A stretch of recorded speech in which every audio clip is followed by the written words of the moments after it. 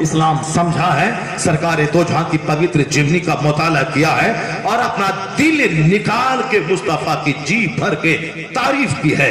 ایسے بڑے بڑے لوگ, یہ کم پڑھے لکھے لوگ, دو چار ٹیکا لگا کے 2 ٹکا بھیک مانگ کے کھانے والا, یہ کیا جانے مصطفیٰ کیا ہے. اپنے لوگوں کو الو بنانے والا, یہ کیا جانے مصطفیٰ کیا ہے. یہ کیا جانے مصطفیٰ کیا ہے. مصطفیٰ کیا ہے, ڈاکٹر مائیکل ہارٹ سے پوچھے, ڈاکٹر لامارٹن سے پوچھے, ڈاکٹر رام کرشن راؤ سے پوچھے, گاندھی جی سے پوچھے, امبیڈکر جی سے پوچھے, گرو نانک جی سے پوچھے, ہندوستان کے بے شمار ہندو رائٹر سے پوچھے, اس نے اپنا دل کھول کے کیا رکھ دیا ہے. میں بتاؤں گا, ذرا پہلے یہ مضمون میرا مکمل ہو جائے, اس کے بعد میں بتاؤں گا کہ ہندوستان کا ایک برہمن, ایک ہندو, وہ کیا بولتا. وہ کہتا all these magnificent roles in these departments of human activities he is like a hero.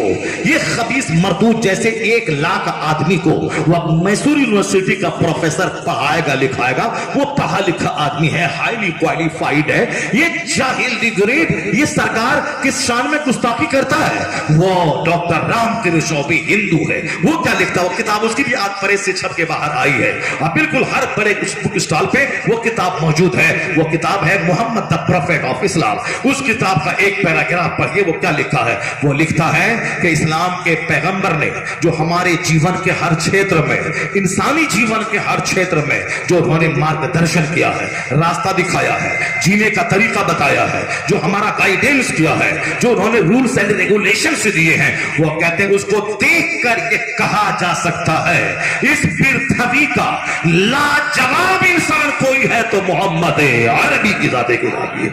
وہاں لاجواب انسان, انہوں نے اپنی زبان میں ہیرو کہا ہے. all these magnificent roles in these departments of human activities he is like a hero. اپنی زبان میں اس نے کہا ہے کہ اس روئے زمین کا ہیرو یعنی بے مثال انسان, عبقری شخصیت اگر کوئی ہے تو محمد عربی کی ذات گرامی ہے. وہ بھی تو غیر مسلم ہے, وہ تو کتاب ہی لکھ دیا ہے. اب پوری کتاب پڑھنے سے تعلق رکھتی ہے. میں نے تو پوری کتاب کے پورا ورڈ ٹو ورڈ تو نہیں پڑھا ہے, البتہ کہیں کہیں سے میں نے اس کا پیراگراف پڑھا ہے اور اس کو میں پڑھ کے لوگوں کو سناتا ہوں. دیکھیے یہ ایک ہندو ہے اور یہ بھی ایک ہندو ہے جو ہندوستان کے 25 نہیں 40 لاکھ مسلمانوں کا سینہ کھائل کر کے 2 روٹی کما کے کھانا چاہتا ہے. بھلے ہی دنیا میں تجھ کو جیل نہ ہو, تم بالکل رسان کی طرح گھومتے رہو اور ہم حق بولے ہم جیل چلے جائیں اور تم سانپ کی طرح گھومو.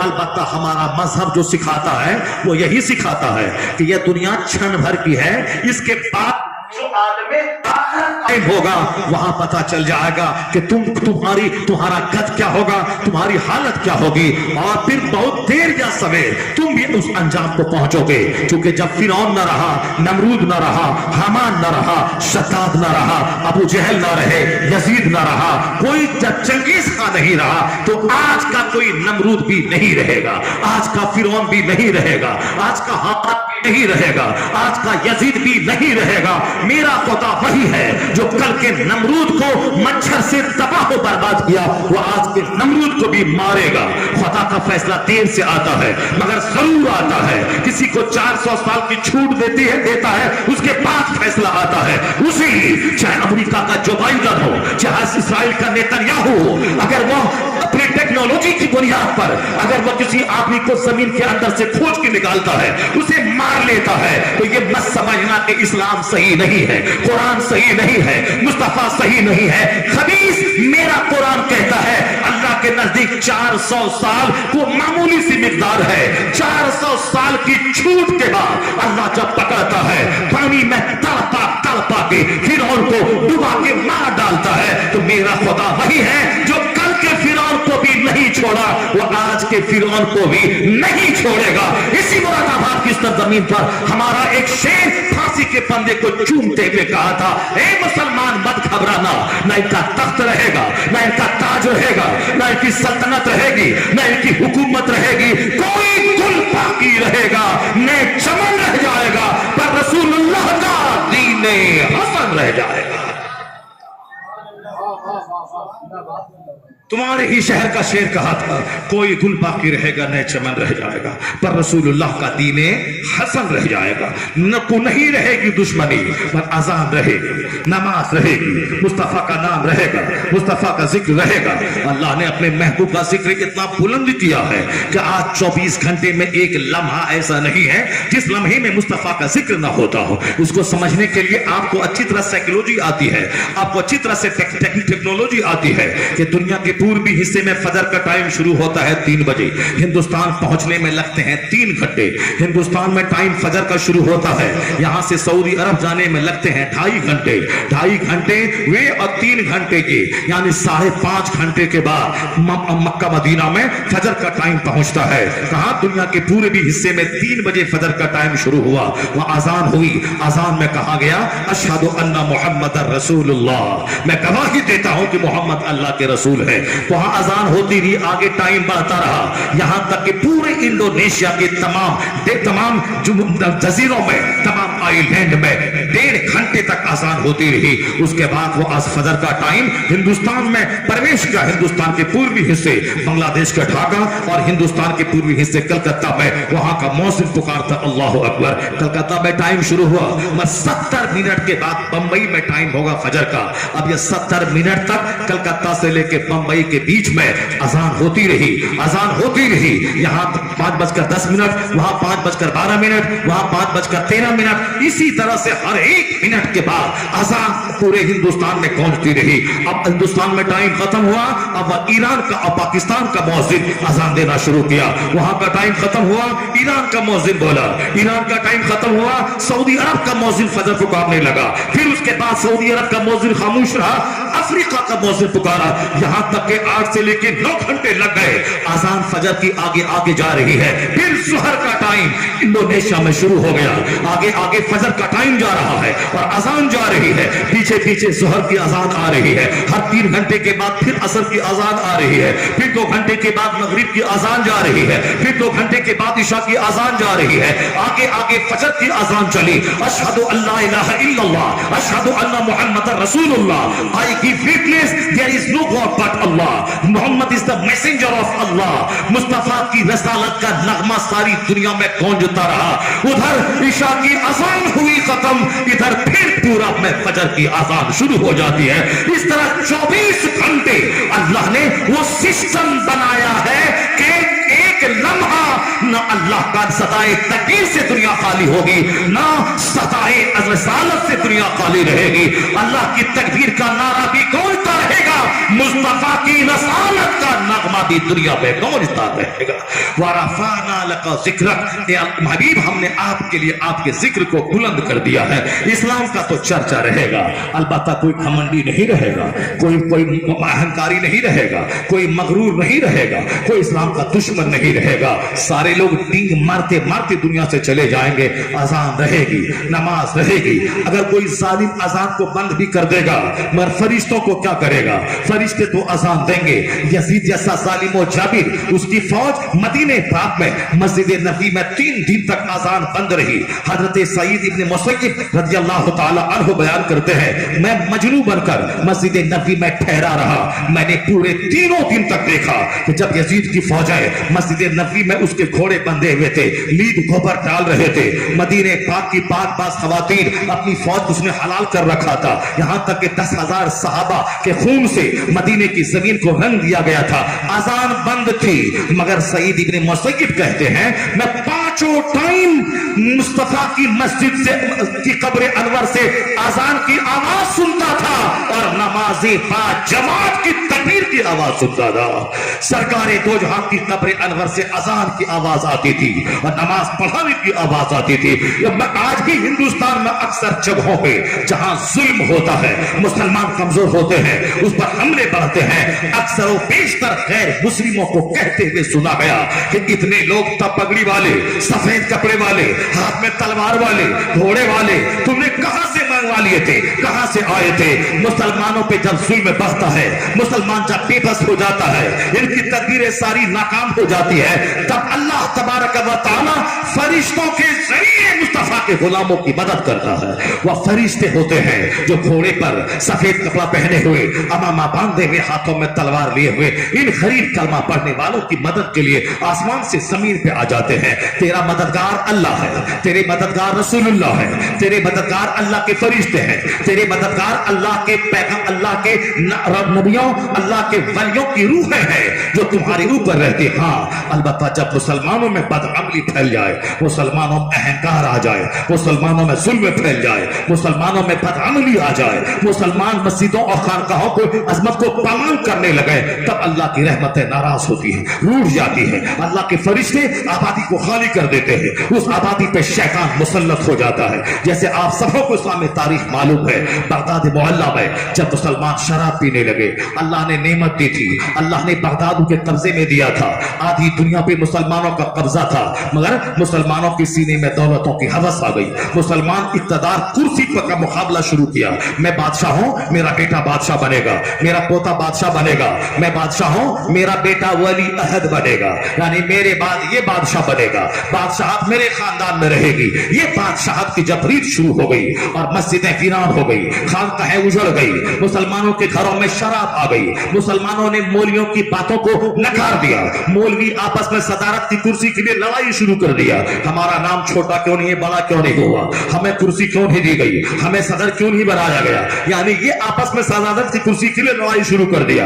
हम गोरे, हम सदर के पास बैठेंगे, हम बादशाह के पास बैठेंगे, यानी इख्तियार मनसब में लड़ने लगे। उम्मत कहां जा रही है, उम्मत की फिक्र खत्म हो गई और उम्मत के जो लोग हैं वो उलमा को लाताबा देकर ये बेनियाज हो गए। अब शराब आम हो गई, ज़िनाकारी आम हो गई, दौलत बढ़ाने के लिए जुआ आम हो गया, औरत भी लतपत हो गई गुनाहों में, मर्द भी लतपत हो गए। जब औरतों में हया शर्म का माता बाकी रहता है, वो हराम से बचती है, शौहर को बचाती है, लेकिन जब खुद औरत सूद खाने लगे, सूद में लीन हो जाए और मर्दों को सूद का शौक दिलाने लगे, जबकि वह जानती है कि हदीस पाक का मफहूम है सूद खाने के 70 गुना होते हैं, उसका अदना रैंक यह है कि एक मर्द अपनी मां से जिना करे, अय्यन कहा रजुल उम्मा, हदीस का लफ्ज आया है, यानी सूद खाने के गुनाह के 70 दर्जे हैं, छोटा, लोवेस्ट, लोअर, उसके ऊपर, अपर मोस्ट, इतना 70 गुना उसके, इसकी ये सजा, उसकी वो सजा, उसकी वो सजा, 70 गुना सजा दर्जा, 70 दर्जे है उसके उसकी सजाओं के, उसमें अदना सजा, सबसे लोवेस्ट पनिशमेंट जो है वो है अय्यन कहर रजुलु उम्मा, सबसे लोवेस्ट पनिशमेंट ये है कि एक मर्द अपनी मां से जिना करे, ये उसका खतरनाक जुर्म है। जो सूद के गुनाह का अदना दर्जा ये है कि मर्द अपनी मां से जिना करे। सिर्फ मकान बनाने, वाल पुट्टी करने, फर्नीचर बनाने, साहब सामने वाला प्लॉट खरीदने और शानदार माल घर में जमा करने और दुकान देने के शौक में, चाहे जैसी भी हो पैसा चाहिए, चाहे सूद खा के हो, चाहे अपनी बेटी और अपनी बीवी का कोठे पे भेज के हो। जब आदमी बेहया बेशर्म हो जाता है तब अपनी बीवी को रात में कोठे पे भेजता है, वहां से पैसा कमा के लाती है और ये फड़ावा बन के खाता है। इस्लाम के पैगंबर ने क्या कहा, मरी हुई बकरी से ज्यादा जलील है ये दुनिया अल्लाह के नजदीक। वह दूसरे लोग जो चाहे सो खाए, पखाना खाए, गुड़ खाए, शराब पिए, पेशाब पिए, पखाना खाए, जो खाए वो खाए, मगर मुसलमान नहीं खाएगा। मुसलमान जानता है कि मेरा खुदा पाक है, मेरे रसूल पाक है, मेरा कुरान पाक है, मेरी जबान पाक रहे, इस जबान में सूद न जाए, इस जबान में शराब न जाए, इस जबान में माले हराम न जाए। माले हराम से कोई 50 उम्रा कर ले, 100 हज कर ले, एक हज कबूल नहीं होगा। हदीस में आया है कि उसका हज उसके चेहरे पे मार दिया जाएगा और कोई दुआ कबूल नहीं होगी। हदीस में आया है दुआ की कबूलियत के लिए हलाल है और हराम खा के कोई काबा में दुआ करे उसकी दुआ रद्द हो जाएगी, और हलाल खाकर कोई मोहल्ले की मस्जिद में दुआ करे, नहीं हज फर्ज था, हज को नहीं गया, हलाल खाकर मोहल्ले की मस्जिद में जो दुआ करेगा वो दुआ अल्लाह कबूल फरमा लेगा। हराम से काबा में दुआ करे وہ دعا رد ہو جائے گی. حلال کھا کے محلے کی مسجد میں دعا کرے وہ دعا قبول ہوگی. سارا ڈر ختم ہو گیا, سارا ڈر ختم ہو گیا, سارا خوف مٹ گیا, صرف مال چاہیے. جیسے کافروں کو آخرت کا کوئی ڈر نہیں ہے, وہی حال مجموعی طور پر مسلمانوں کا آج ہے. یہی حال آج سے 700 سال پہلے بغداد معلیٰ کا تھا. بغداد معلیٰ میں اسی طرح کا حال مسلمانوں کا سب کا ہو چکا تھا. ایک مجذوب بزرگ تھے, وہ کہتے تھے گلی میں گھومتے ہوئے, اے لوگوں میں دیکھتا ہوں کہ تیری گلیاں لاشوں سے بھری ہوئی ہیں, میں دیکھتا ہوں کہ بغداد کی گلیاں خون سے پیٹی ہوئی ہے, تیری نگاہوں کے سامنے تیرے بچوں کو ذبح کیا جائے گا, کوئی بچانے والا نہ ہوگا. پہل شروع میں لوگ کہتے تھے مجنون ہے اور پاگل ہے, یا اس طرح کی باتیں بول رہا ہے. لوگ کہتے تھے پاگل ہے, پاگل سمجھ کے چھوڑ دیا تھا. لیکن اس کے بعد پھر جب انہوں نے بولنا بند نہیں کیا, وہ بولتے رہے, وہ بولتے رہے, وہ بولتے رہے. پھر کیا ہوا, لوگوں نے یہ کہا کہ اس کو گالی دو, اس کو سمجھ سے باہر نکالو. یہاں تک کہ کیا ہوا بھائی, اگر زیادہ ٹائم ہوگا تو بولیے بند کر دیتے. کیا بولو, ٹائم زیادہ ہو گیا ہے؟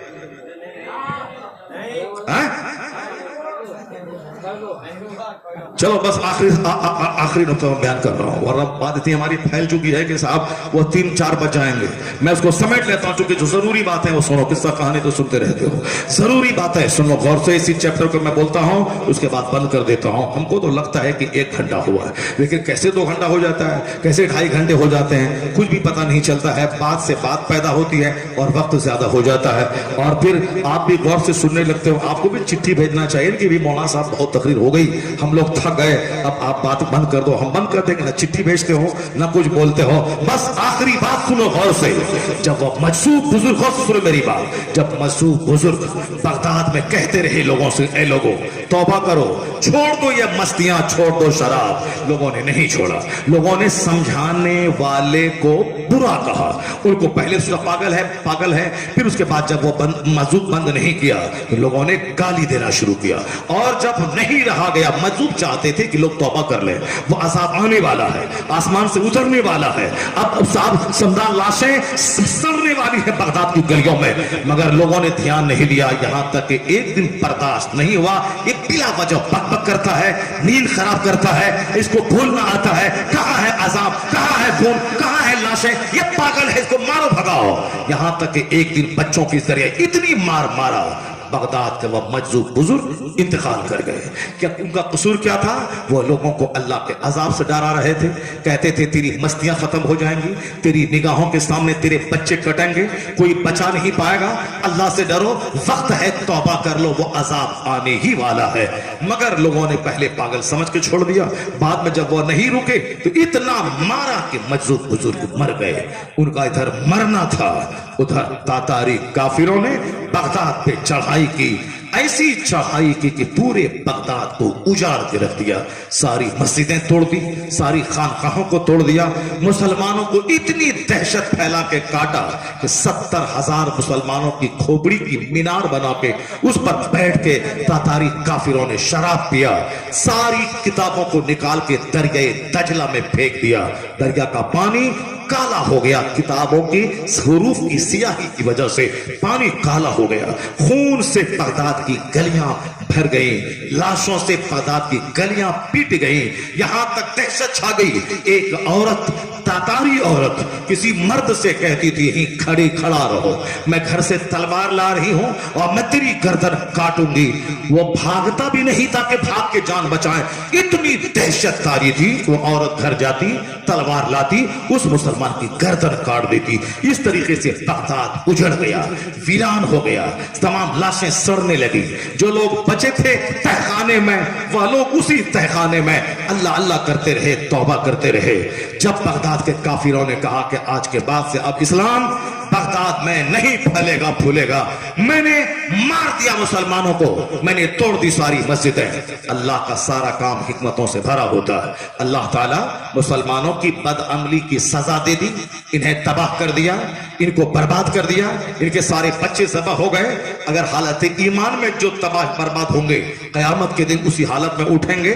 پھر سزا کے بعد اگر وہ ایمان قدم مرا ہے تب تو جنت کے مستحق ہوں گے. اس دھن میں اچھے لوگ بھی پیسیں گے, اور پسنے سمجھتے ہیں جب عذاب عام آتا ہے اچھے لوگ بھی اسی عذاب میں شامل ہوتے ہیں، لیکن قیامت کے دن اپنے اعمال اور اپنے عقیدے کے حساب سے اٹھائے جائیں گے۔ مسلمانوں کو بدعملی کی سزا اللہ نے دے دی، خون میں ان کی بستیاں نہا گئیں، ان کے سارے بچے جن کے سامنے ہنستا تھا، کہا مارتا تھا، سارے بچوں کے سامنے گھر میں صاحب وہ رات کا ماحول تھا، ڈفری بجتی تھی، طبلہ بجتا تھا، کہا کامیڈی ہنسی مذاق کا ماحول تھا، کون غریبی کیسی غریبی کیسا ڈر، وہ تو پاگل مجذوب بول رہا تھا۔ اللہ نے سزا دی، سارے مسلمانوں کو اللہ نے تباہ و برباد کر دیا، بغداد اجڑ گیا۔ اب مسلمانوں کو سزا ہو گئی، لیکن جب وہ تاتاری کافر بولنے لگا کہ اب اسلام کا سورج یہاں طلوع نہیں ہوگا، اب حکومت میری رہے گی، میں نے مسلمانوں کی کھوپڑی پہ بیٹھ کے شراب پی لیا، اب کوئی نہ کلمہ پڑھے گا، نہ کوئی اذان رہے گی، نہ کوئی تلاوت کرنے والا رہے گا، صرف میں رہوں گا، میرا مذہب رہے گا، کوئی اسلام پالنے والا نہیں رہے گا۔ جب کافروں نے بولا اللہ تبارک و تعالیٰ ہی کی دنیا ہے، سارا کام اللہ کا حکمتوں سے بھرا ہے، اللہ تعالیٰ چھوٹ دیتا ہے، وہی پکڑتا ہے، وہی اللہ دوسروں وناش کرتا ہے، وہی کافروں کو ایمان لانے کی توفیق دیتا ہے۔ جب تاتاری بولا اور کوئی اسلام نہیں، اللہ تبارک و تعالیٰ انہی کافروں کے پہلوانوں کو اسلام لانے کی توفیق دی۔ غوث اعظم کا ایک شہزادہ نحیف لا کر درویش اس سے مقابلہ کیا، اس کے پہلوان سے ایک تماچا مارا، تاتاری جو طاقت میں وشواس رکھتا تھا اس کی کھوپڑی ایک تماچے سے دور جا کے گری۔ اس طاقت کو دیکھ کر، روحانی طاقت کو دیکھ کر تاتاری پہلوان کلمہ پڑھ کے اس کے قدموں پہ گر کے مسلمان ہوا، اس کی ساری فوج کلمہ پڑھ کے مسلمان ہو گئی۔ پھر دھیرے دھیرے اسلام کا وہ کام ہوا کہ پہلے سے زیادہ بغداد بارونق شہر بن گیا، تاکہ دنیا جان لے مسلمان جب بدعمل ہوتا ہے اس کو کافروں کے ذریعے سزا دی جاتی ہے، اور جب کافر کہتا ہے کہ اب اسلام نہیں آئے گا، انہی کافروں کو کلمہ پڑھوا کے مصطفیٰ کا غلام بنا دیا جاتا ہے۔ اس لیے ایک قوم مسلم، تمہیں دنیا کی فکر کرنے کی ضرورت نہیں ہے، نماز روزہ حج زکات، اپنی مسجد، اپنی خانقاہ، اپنے علماء، اس کی بات کرو، اپنے بال بچوں کی تربیت کرو، اپنی آخرت کی فکر کرو، باقی یہ بات چھوڑ دو کہ کون کیا بول رہا ہے، کیا اسلام کا ہوگا۔ 4 لوگوں نے کلمہ پڑھا تھا، لوگوں نے بولا اسلام مٹا دیں گے، 4000 لوگوں نے کلمہ پڑھ لیا۔ پھر لوگوں نے کہا اسلام مٹا دیں گے، 4 لاکھ لوگوں نے کلمہ پڑھ لیا۔ پھر بولا اسلام مٹا دیں گے، 4 کروڑ لوگوں نے کلمہ پڑھ لیا۔ پھر بولا اسلام مٹا دیں گے، اور آج 200 کروڑ لوگ ہیں جس کے نام کے ساتھ لفظ محمد جڑا ہوا ہے، محمد احمد، محمد سمر، محمد قمر، یعنی یہ 200 کروڑ محمدی فوج آج دنیا میں موجود ہے۔ یہ اس بات کی دلیل ہے کہ ہے نور خدا، کفر کی حرکت پہ خندہ زن، پھوکوں سے چراغ بجھایا نہ جائے گا، دشمنی بڑھتی آئے گی، مصطفیٰ کے غلاموں کی تعداد میں اضافہ ہوتا چلا جائے گا، مصطفیٰ کے غلاموں کی تعداد میں اضافہ ہوتا چلا جائے گا۔ اللہ تبارک و تعالی ہم کو، آپ کو سبوں کو اپنے نبی سے سچی محبت کی توفیق عطا فرمائے۔